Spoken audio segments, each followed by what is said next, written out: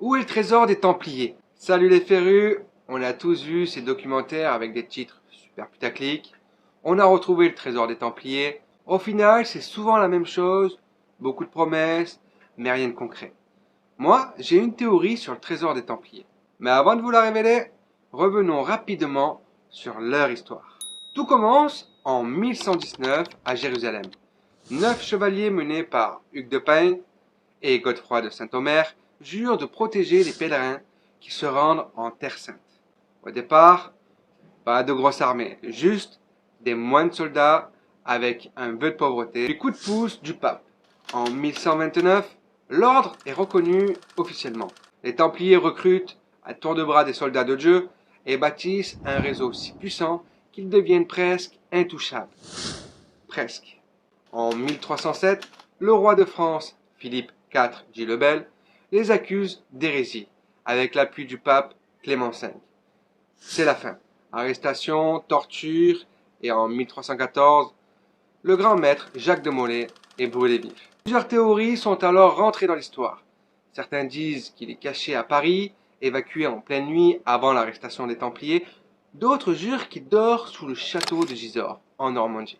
En Écosse, on raconte que des chevaliers en fuite l'ont caché. Et pour les plus mystiques, le trésor ne serait pas de l'or, mais des reliques sacrées, comme le Saint Graal ou l'Arche d'Alliance. Au Canada, sur Walk Island, caché dans un puits piégé à l'Amérique.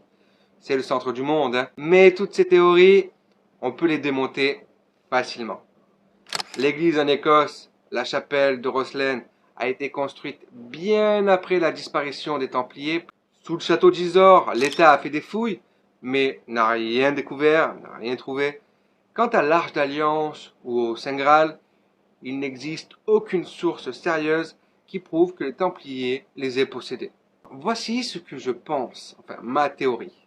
La vraie force des Templiers, c'était leur influence dans toute l'Europe.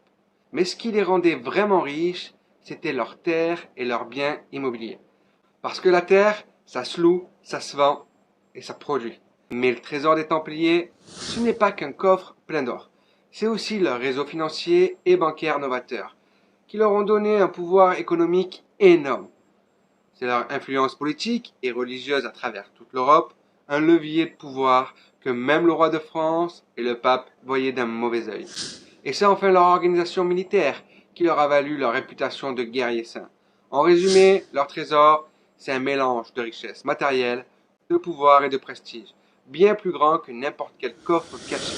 Et pour toi, il est où ce trésor?